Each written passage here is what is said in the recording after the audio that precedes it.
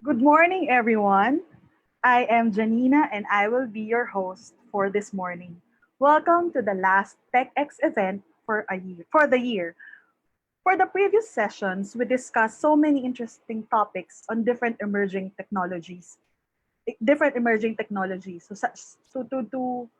do a quick recap, we talked about the importance of data science and we featured Angela Chen of Escolabs. We also talked about artificial intelligence, wherein we featured Rafaela Llosa of RetailGate. And the last session we had was on dermatological innovations featuring Dr. Mike Delariarte.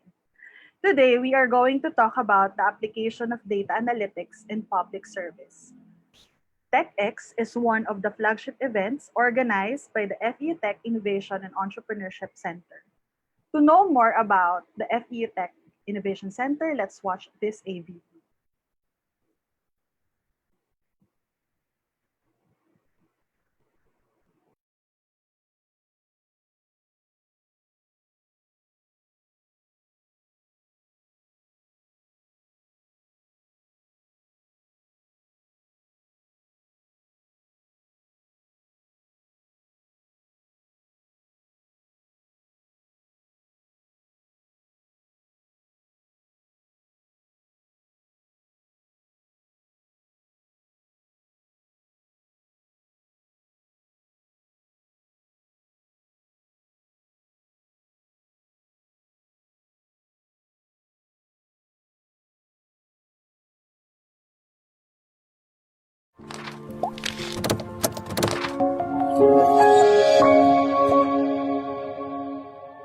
When I was pursuing my master's degree in the United States in 2012, I had the opportunity to attend a course at the Harvard Innovation Lab. And I was mesmerized with the entire design thinking, innovation, creativity, and this was what spurred my desire to establish one here at FEU.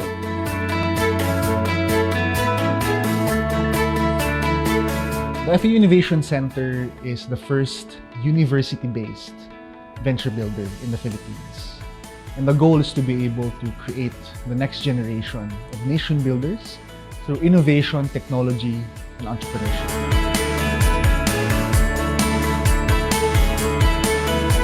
In FEU Tech, Diliman and Alabang, we continuously push towards impactful and commercializable research, thesis, and capstone projects. This is in line with our core mission of contributing significantly to the betterment of society. I was fortunate to have the support of management and the Institute of Technology here at FEU. So we were able to launch the FEU Innovation Center in 2019, the first of its kind in the University Belt.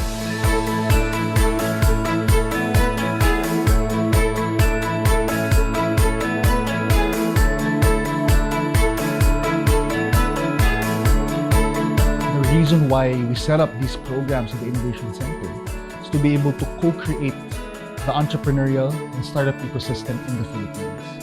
We do believe that entrepreneurship and innovation is one of the main pillars to create a first world economy for the Philippines.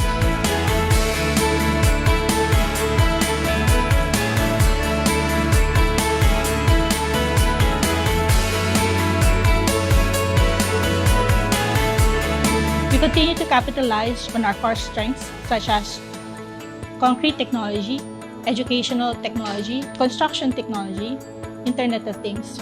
And as we move forward, we will be expanding our capabilities in other emerging technologies such as artificial intelligence.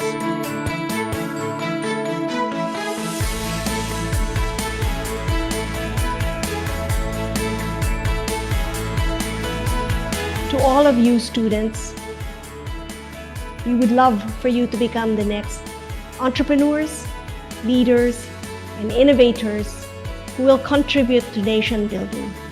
We have a program called the Startup Academy, where you will have experienced mentors from various industries engage with you. You will also have access to grants from venture capitalists and angel investors. We would like to invite all of you to create to innovate, and to collaborate with us.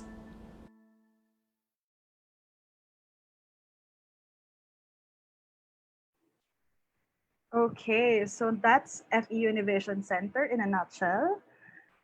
Before I officially introduce our speaker this morning, I would just like to remind or encourage our attendees to actually post your comments on our Facebook Live comment section so we can ask them during the open forum.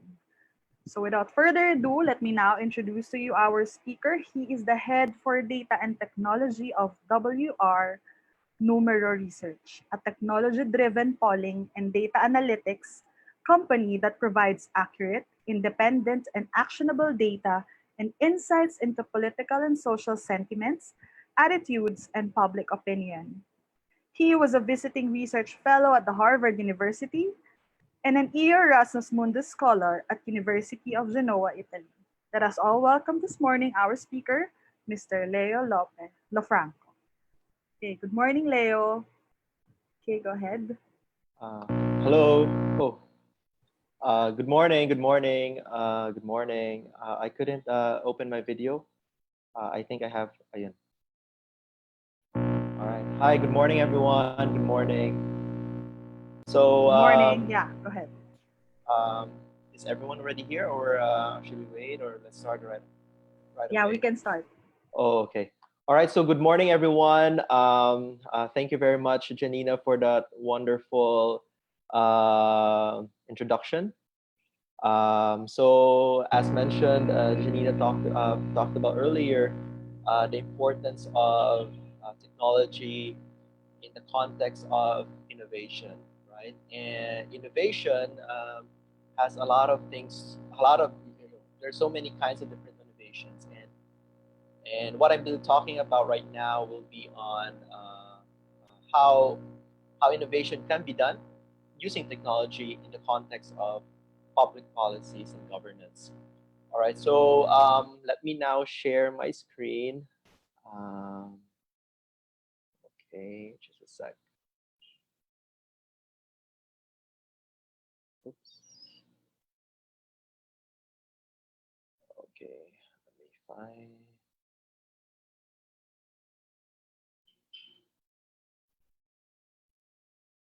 Mm-hmm. Okay.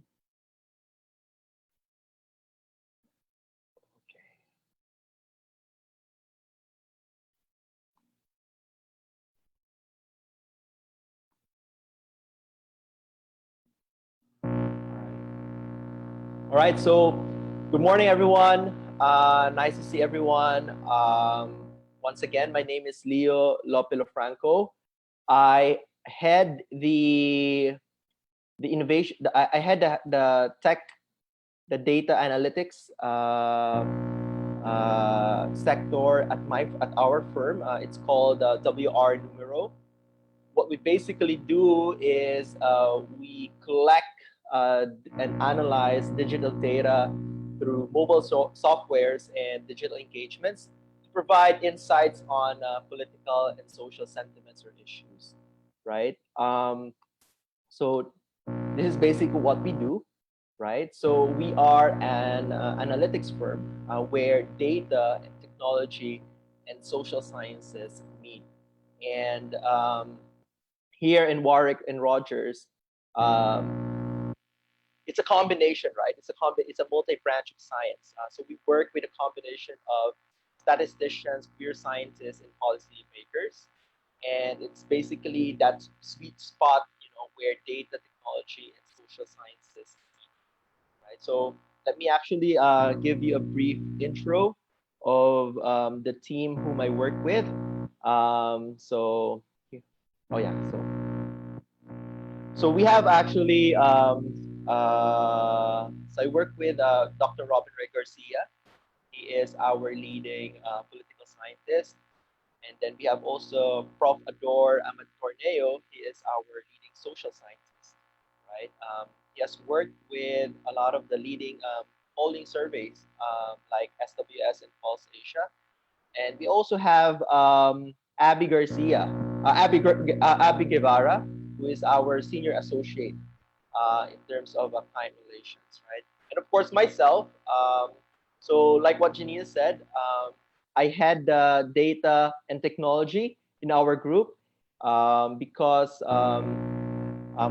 actually, just like what Janina mentioned earlier, my background is really on the academe, right? So I graduated from the Ateneo, and then I finished an Erasmus research scholarship at the University degli Studi di Genoa, where I studied the cystic fibrosis disease.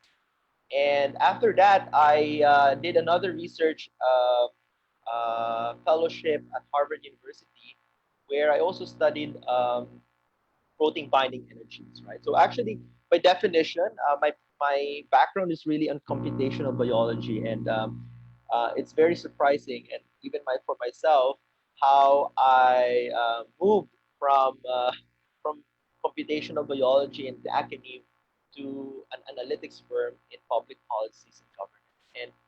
And the reason there is really uh, I found interest in dealing with a lot of data, and when I was in the academe, I couldn't find an immediate application of what I'm doing. Unlike what I found here in the firm, handling a lot of data and crunching these data, I could see an immediate impact, right? And that's what I really liked um, about what I'm doing right now. And I think it's a very interesting sector, and a lot and very just few people are still trying to figure out, how to deal with digital data in the context of public policies. And our firm has actually partnered with a lot of universities also locally. So we have worked with UNEP, University UP, and Ateneo, and then also international institutions. We have the CSIC, the Asian Foundation, the IDSC, and University of Massachusetts at Amherst. We're also working with them in a human rights project. Um, so actually, a lot of our work has also been published online. Maybe some of you have seen them already. So we've done several. We've released several results on various political issues. I'll be actually talking and zooming in with some of these previous works that we've done and talk about how these works have actually impacted our public officials, in light of what policies and what press releases are they going to do, in terms of these data that we presented. Right. So yeah, we've done several PRs already, non-commissioned releases, which has been published across news outlets of national significance, right? Manila Bulletin, Rappler, Inquirer, Philstar, and the likes. So that's about it, right? So that's about the firm and who I am. And right now, let's talk about the more interesting part of our discussion. It's really about what is the power of digital data in the context of public policy and research, right? And I think nowadays, when we think about digital data, right, what are the first things that pop into our head, right? What are the first things that pop into our head? Obviously, we always think about Facebook, right? We always think about the different social media platforms like YouTube, Facebook, Messenger, and the likes. TikTok, right? For example, right now is one of the fastest growing social media platforms, right? So this is what actually the bulk of our data source, right? Digital data coming from social media platforms, right? We actually do two things, two ways in order to generate data. We have the digital data that is housed in these social media platforms, and then we also have a mobile software that we actually that has already have been downloaded by 10,000 people nationwide, and we let these people answer these surveys within the mobile platform. Right, so we have two ways, and both of these ways are um, where we actually come up with our digital results. So why Facebook? Why digital data? No, why digital data? And I think one of the reasons here is that, especially in the context here in the Philippines, I don't know, maybe you've heard about it already, that we've always been called out as the social media capital of the Philippines, right? So Facebook is really a big thing here in the Philippines. And more than half of the population of the Philippines are actually on social media, right? According to We Are Social, in their last year's report, they estimate around 76 million people are on Facebook, right? That's a huge portion of our population, right? And more than that is that they consume or they spend around 4 hours, an average of 4 hours and 12 minutes per day, right? So that's almost half. That's actually more than half the working hours of our regular working hours, right? So it really is a very, very significant, you know, um, impact, right, to all and every Filipinos, right? So uh, it just goes to show, right, that how huge social media is here in the Philippines, right? Now, however, I think a lot of the, I don't know, right? If you've been following the news, right? And a lot of scientists has been also contesting about this fact, is how reliable digital data is, right? And our firm is not familiar, is not surprised about that, right? And a lot of people question, even in the scientific community, there's a huge contentious discussion regarding the reliability of digital information, especially in light of the growing digital disinformation that's happening across social media, right? If a lot of people you would think about, trolls, you would think about fake news, you would think about um, these paid bloggers and influencers in social media, right? And because and if not a lot of them are fake, are we still able to rely on digital information as a source for our as a source of our uh, for our research in public policy, right? So that's actually one of the biggest questions here in this field, right? How reliable is digital information in light of all these things happening right now, right? So actually, on a more personal level, and I think a lot of some other would disagree with me, right? So this is really like what I mentioned earlier. It's a very contentious topic, right? But for me, right, and for me, um, I think we are not dealing with the right question. Is digital information reliable, right? I think that's not the right question. I think the better question, right? The better question to ask is, does social media affect public outcome, right? And I think this is the more important question to answer, is whether or not these information that is coming from the digital sphere, does it actually affect public outcome? Does it actually translate into realities, right? And because if so, that just goes to show how important, social media is to drive discussions in this and discourse in light of public issues, right? And like what I mentioned earlier, I think I've already established and told you earlier how how huge the population of Filipinos are in social media, right? How a lot of Filipinos are in social media, and a lot of these Filipinos spend a lot of time in social media, right? And because of that, along with discussions in terms of politics and public discourse, it actually just underscores the fact that I that I personally believe that social media actually affect public outcome. And in fact, there's numerous studies that has shown these this idea. Let me show some of the articles. Like this one was reported just this year in the Philippines.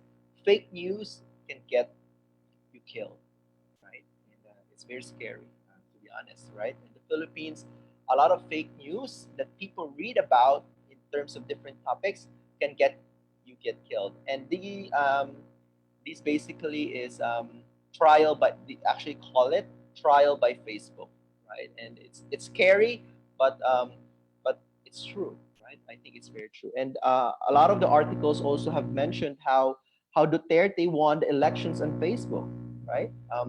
Many people would contest this statement. Some of them would say it's an over exaggeration of the impact of Facebook, but others would otherwise mention that a lot of the reason why Duterte rose very quickly into popularity is actually through Facebook. How information was so quickly disseminated about who Duterte is and why the supporters love Duterte, and because of this synergy effect, brought about his popularity on the national sphere, right? That actually, as we have right now, he is our president, right? So, there's so many articles actually that write about this, and it just goes to show how important, and how huge an impact Facebook is and social media in the light of the public sphere, right? We have also, a very popular figure in numerous, discussions and news and on international news, right? We have Maria Ressa, who writes diligently about what happens when the government uses Facebook as a weapon, right? In this, and she quotes that there's what we call patriotic trolling in the Philippines, where the government is waging, a campaign to destroy a critic, and like and as she predicts, it's very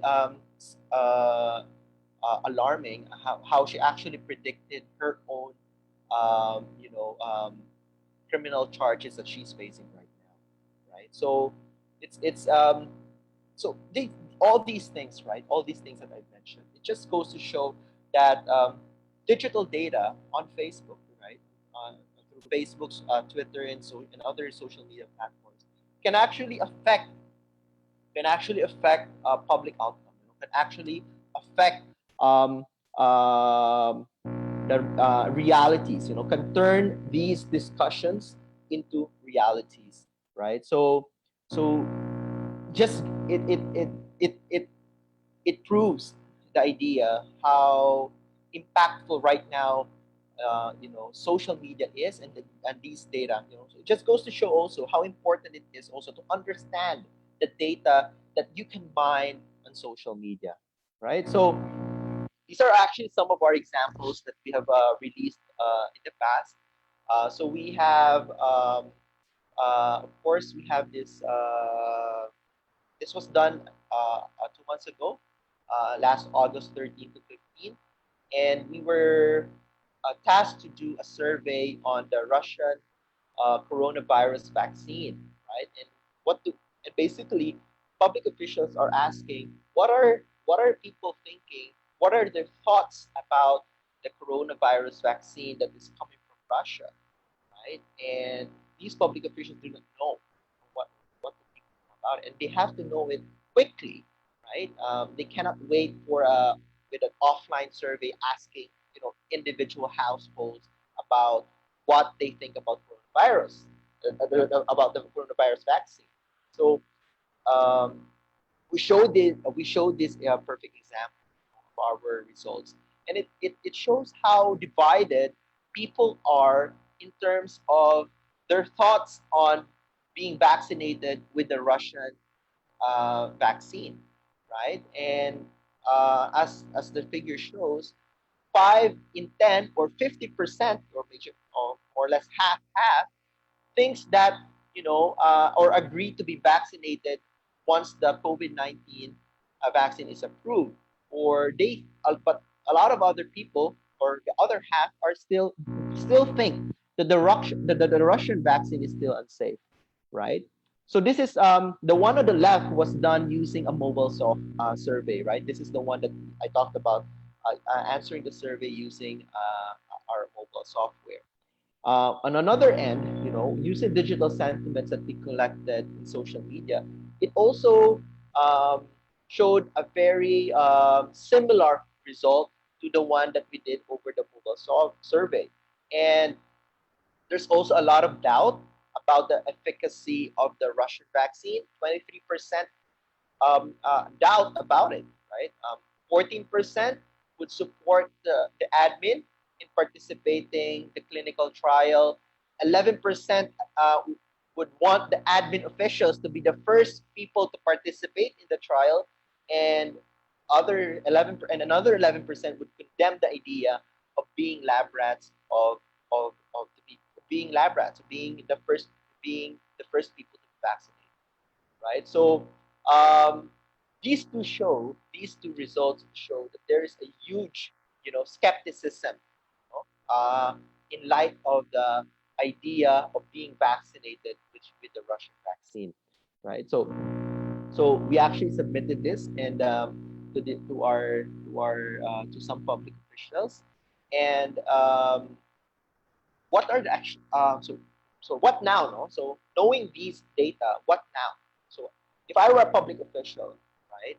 Obviously, if I were to push and pursue the route of introducing the coronavirus vaccine coming from Russia, obviously the first thing that probably I would do is doing a campaign, right? An educational campaign about its efficacy, about its safety, about having our own public officials be the first people to be vaccinated, right? So these ideas obviously would not have been known had it not been for these results or data that they could actually rely on. Right? So this is how important um, uh, digital data can be in the context of public policies, right? Another perfect example that we did also was about the Ditto AFP deal, right? So I don't know if you're familiar with this issue. There was a deal that was formed between the AFP and the Chinese-backed Ditto telco, and basically the deal was telling AFP to allow Ditto to build their cell sites inside the camps of the AFP. Right? So basically, people were what the public officials were asking, what do people think about this deal? And as the data shows, 55%, more than half of the Filipinos criticize, the government for compromising national security. And obviously, China is one of those hottest topics right now in terms of political discussion, social issues, right? And because there's a lot of skepticism with with our partnership with the AFP, Filipinos criticize why the government actually formed that agreement, right? So this is basically what the data shows. So um, and then there's lastly, again, this is more recent discussion was that in light, I don't know if you remember, after the Rolly, the Bagyong Rolly and the Ulises floods, there was a huge discussion about forming another department for disaster resilience, right? And so basically, apart from the NDRMC, public officials are thinking about creating its own department, a department for disaster resilience, in order to address these lapses in terms of preparation during the past two major floods. And obviously, public officials are asking, what do people think about it? What do people think um, about this idea of creating a new department? And data shows that they actually think that the current NDRMC is already enough to organize and respond to disasters and calamities, right? More than 51% would strongly agree that I think they believe that the current system, that the current department should already be enough to organize or address the lapses in terms of preparations in the context of disasters and calamities. While 20% are unsure, 18 and 8% would disagree. So but these data just shows that people already do not feel about do not agree about creating a new department. A new department.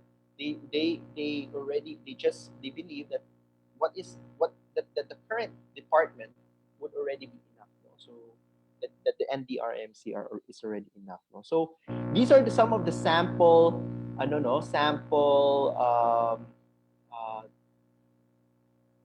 results that we have actually shown public official, and it just these three things would come up to actionable insights and actionable steps. What what as a public official would do later on, in order to address their public advocacies, right? So that's actually all about it. And if you have any question, please let me know. So yeah, thank you very much.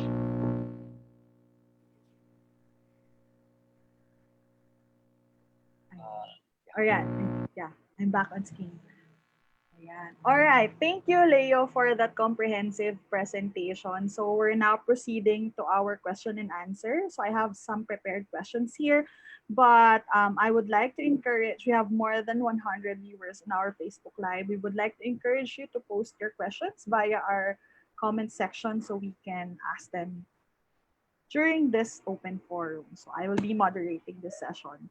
So just some starter questions first for you, no? So when you were talking about yourselves, you said that your background is really from the you're really in the academy. So um, parang why did you actually parang what actually led you here to be in the shift to public affairs or in public policy research? Thank you for that question. So yes, my previous background is really from the academy. I started out in the universities. I did a lot of research there, um, and I think um, what I learned in the universities, right, that handling these data in the context of biological applications, right. So this was the focus of my research. But what I thought about it is that it takes a long while to see a concrete, application of what we were doing, right? And unlike here with what I'm working on right now, what we're working in the firm is that we see the results right away. It's faster, it's quicker, right? Although it's a little bit more stressful because it's more time pressed because social issues come and go, right? A lot of topics come and go. Every day there's always an issue, right? And a lot of public officials would ask us, what are the people's sentiments about these issues, right? But that mere fact that it's where you could see an immediate effect to what they're actually going to do moving forward is what really excites me more, right? So that really made me shift from the biological academe to the public sector, to the public sphere, right? And actually, that shift was also catalyzed, through some of the people whom I met along, my career, right? Who convince me to use my skills. No? So actually, the skills that I've been using, in the academe is also the same kind of skills that I'm applying here in the public sector, right? So I think Janina mentioned that a lot of the viewers here are also into technology, right? Our startup, I don't know if you're startup enthusiasts or programmers. Kasi alam ko, startups should be a combination of business-minded individuals, um, tech people, and marketing people, right? Um, so now that you guys are here in the tech field, right? So I'm telling you right now that this is the right field. So this is the right field for you, and you should be happy amongst yourselves that you're actually in the field where that where a lot of sectoral studies are going towards. Right, technology is really the next thing. Is the next big thing, right? In terms of science, in terms of engineering, in terms of the public sector, in terms of health, in terms of a lot of all aspects, right? In all aspects, right? So technology is still going to be the number one that's going to be used across these agents. So no matter what field you are into, but if you're in technology, you won't surely be you wouldn't be run out of options to choose from, right? So that's a big tap factor. So, Yeah. So another question would be, siguro, what is really data analytics, no, and what it is not? So what are the common misconceptions about it? I see. That's a good question, no? So, um, there's so many right now, no, because of the growing excitement in this field.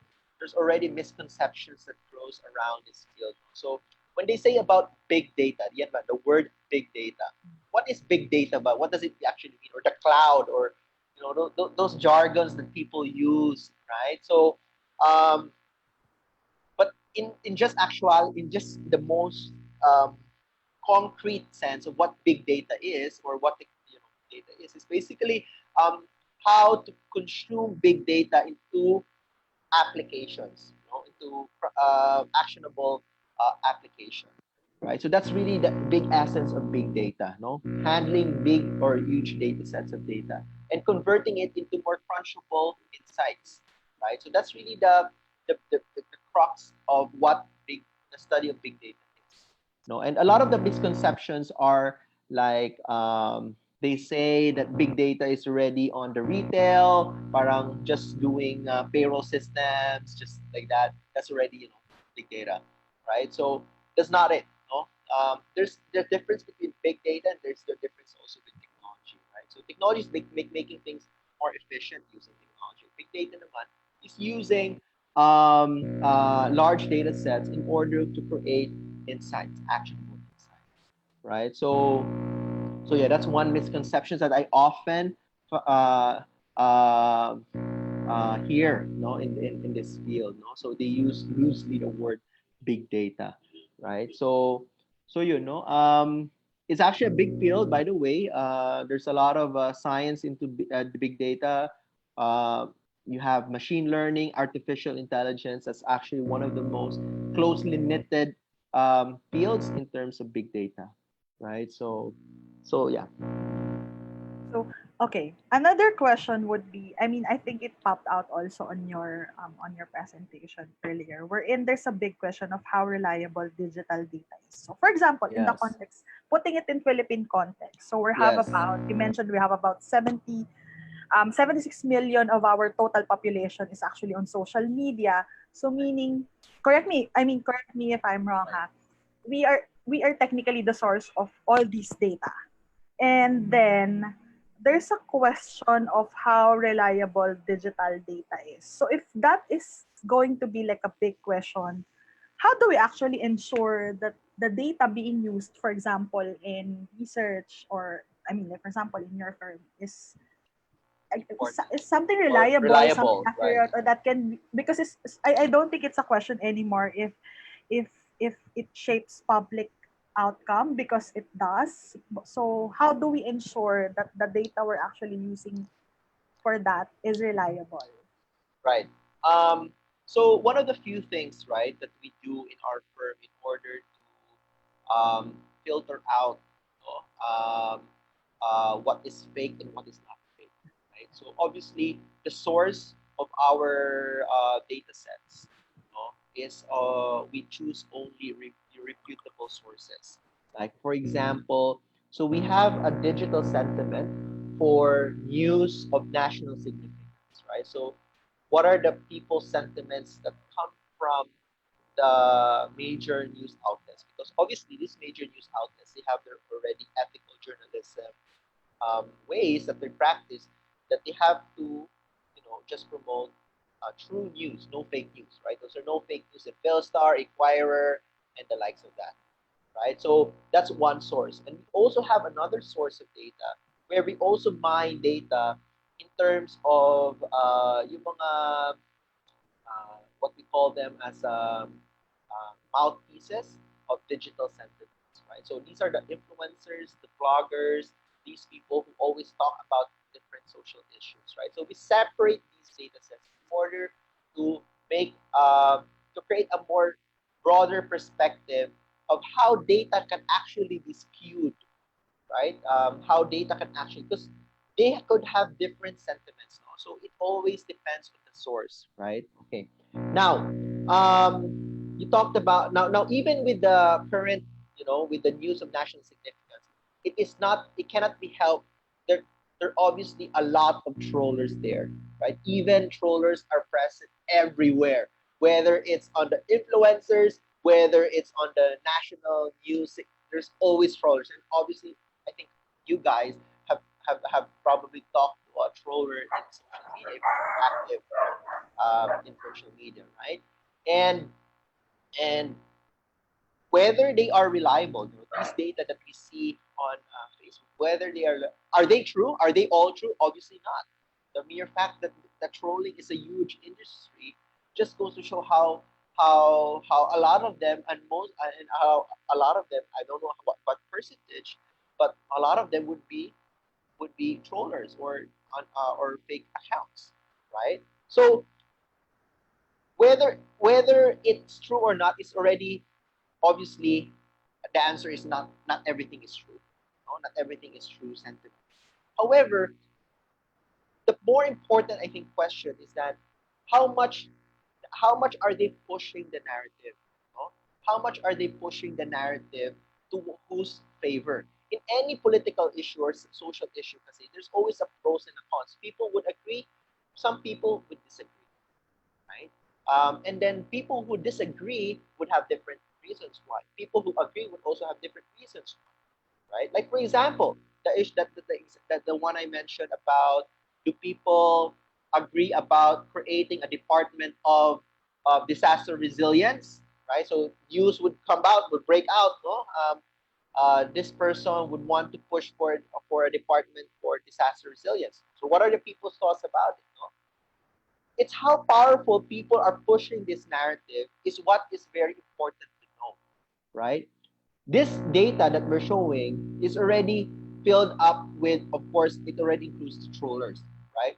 But it also goes to show that this is how far they're pushing the narrative. No? This is how far they're pushing the narrative that they want to push for positive. And some of them, as they see the reasons why, because it's various reasons, these can be addressed. They could identify, okay, these are the different reasons. So if these are the reason, if I'm a public official, I probably just address the various. If I don't have a choice but to push for this department, so to speak, so I'll just probably just address the different reasons why they don't like the department, right? So it basically gives it a more, for me, no, for me, it basically, and I think a lot of social scientists would also agree that digital data could should not be accepted as a widely accepted fact, kumbaga, as a factual result, no?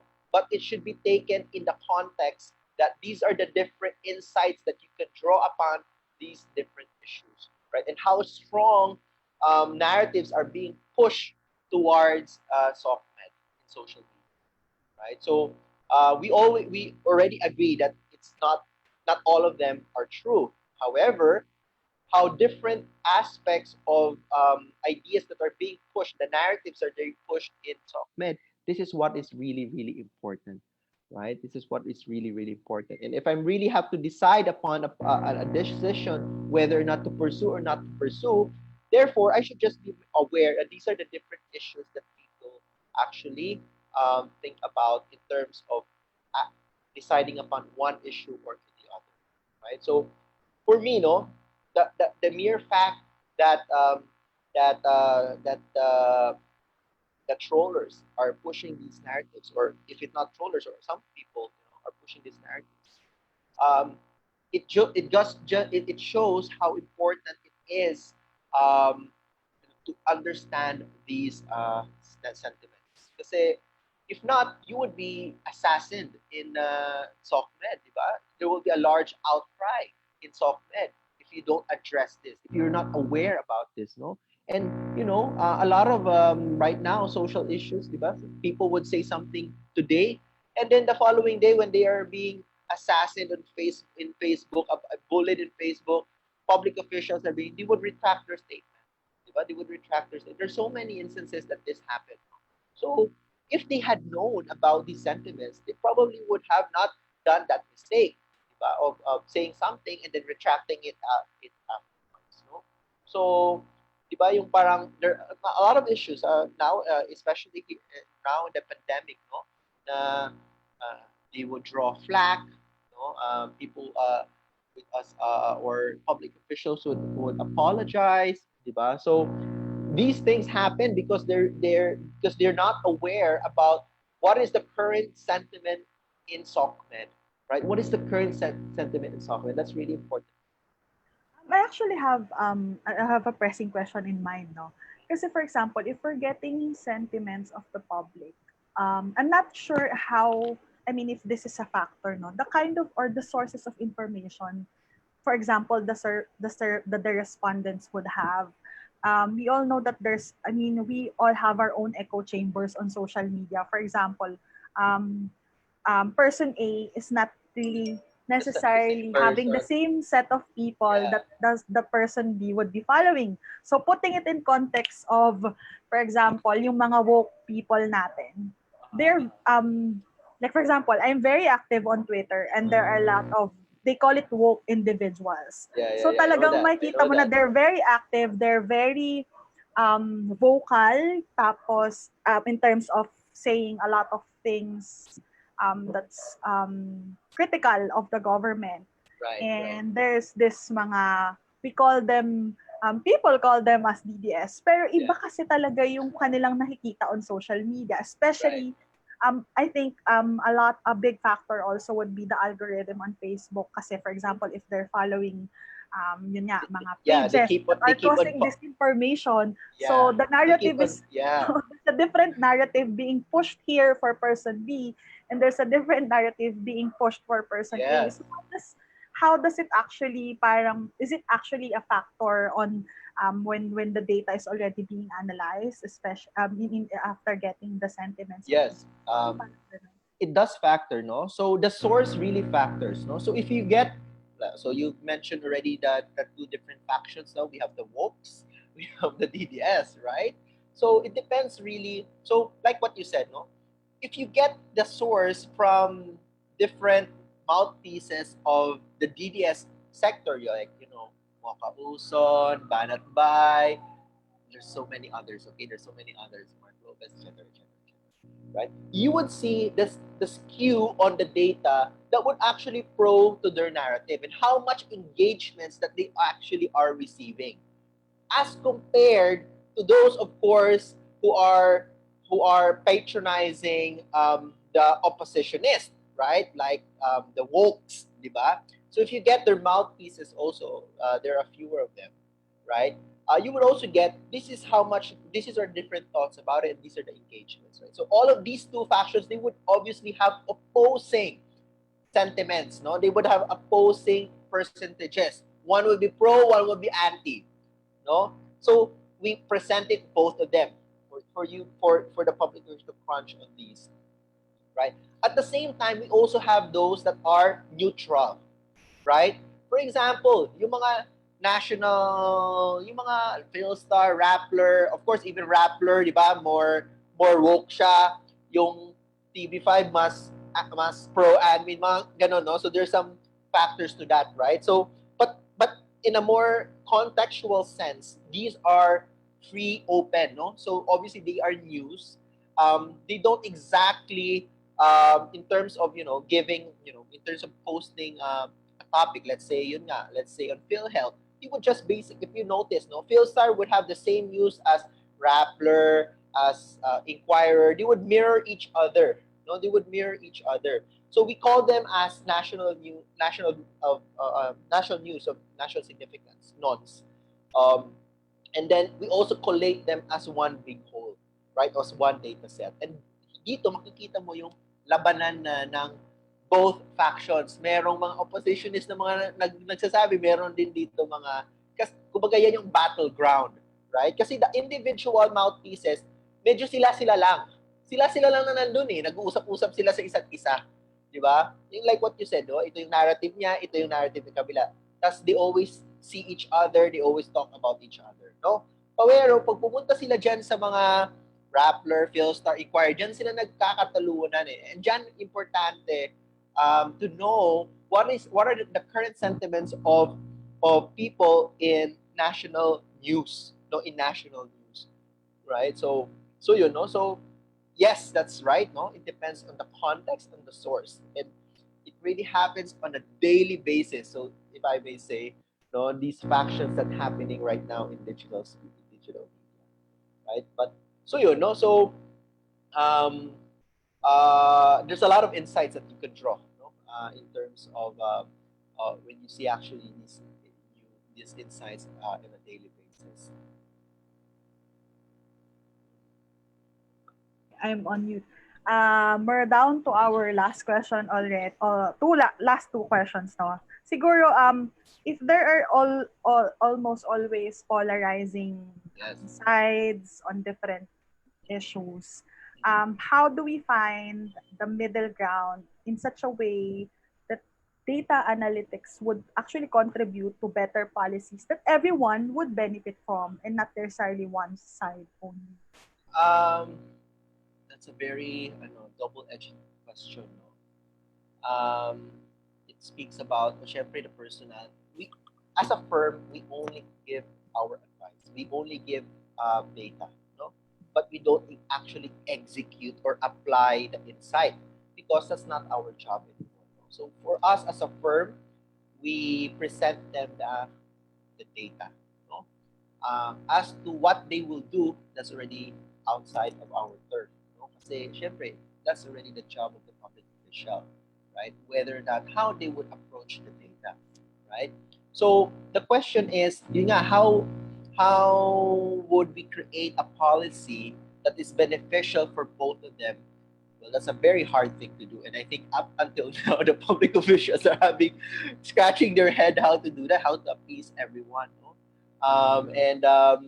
But on a more personal level, right? Of course, ako no.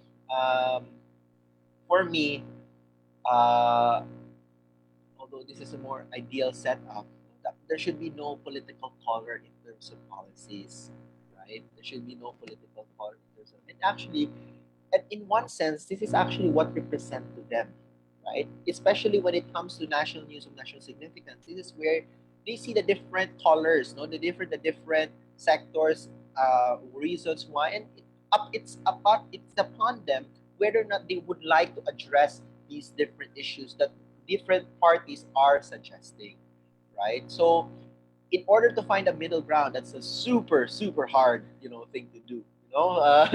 And I think the public officials up until now are scratching their head, and and there's so many dynamics to that, no? Because there's so many power play also. So this is our data is just one part of it. There's so much more, no? That really shape public actions, public officials' actions in terms of policy making. So yeah. Actually, that's actually about that was supposed to be my last question. What would be the ideal scenario if if data analytics is actually For doing me, an ideal scenario, no, is really for public officials to really trust data, to trust data, to trust the different insights that they see, right? Because right now, there's so much power play into place. No? There's so much um, political colors into play, right? Some public officials would just do because this is what you know their supporters are saying, no? So sana walang color, walang kulay, no? In order to, so that is really the ideal setup, no? But we are probably too far from the ideal setup in our current setup right now, and that's really a very unfortunate, no? That's very unfortunate. Um, pero yun nga, hopefully, kasi right now, to be honest, there's huge polarizing um, factions in SoftMed. No? Yun nga, like you said, the wokes and the DDS. No? And it's very polarizing. And it makes also social media very toxic because there's a lot of fights going on within SoftMed. And the ideal setup here is really, really hopefully for everyone here. I hope I don't know. So to not think about political color and to really think about being fair, no? And hopefully, I don't know if public officials would agree to really create policies that would be generally beneficial for everyone, regardless of political color. So our job is just basically present that. These are the different concerns from different parties, and these are the concerns in terms of the national media. So it's upon them, whether or not what actions they would take after seeing the data that we present. All right. I think that's about it. Thank you so much, Leo, for joining us. This is actually our last TechX session for the year. So we'll have more of these next year. That's a very interesting conversation. I'm very interested on data being gathered on social media. So, ayun, if some people want to connect with you, how can they possibly reach out to you? Well, probably they could reach out to me over email. Um, they could reach my email. It's leo.lofranco at wrnumero.com. Right? So that's my email also. You could guys reach me there, or you could also reach me over my I don't know, maybe you could look me up on Facebook. My name there is the same name as I am here. Leo Lopez Lofranco is you can find me there. Also, you can probably send me a message over there, no? And then I'll try my best to reply, no? All right. Once again, this is Leo Lopez-Lofranco of WR Numero Research. Thank you, Leo. Thank you for Very gracing much. us this Thank you very much. morning. Yes, thank you. Okay. We would also like to thank everyone who joined us for this session, and we are also grateful for the support of the FEU Tech Management, our partner AM Dado Banatao Incubator, Association of Student Technopreneurs and Innovators, or ASTI, and FEU, the Entrepreneurship Club. I would also like to take this opportunity to invite all of you to the demo day of the inaugural cohort of the FEU Tech Startup Academy, happening later at 2 o'clock p.m. live here on our Facebook page. Who's going to make it to the top 10? I am also excited to know, but before that, let's watch this trailer.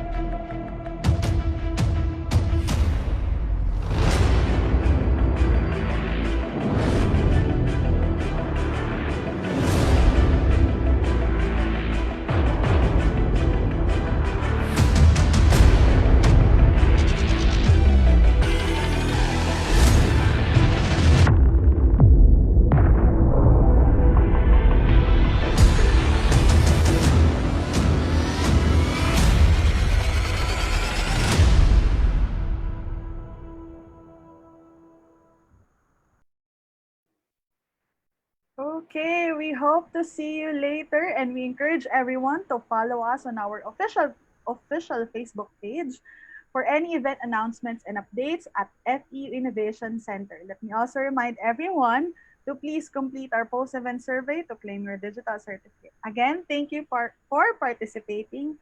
Have a good day and see you later.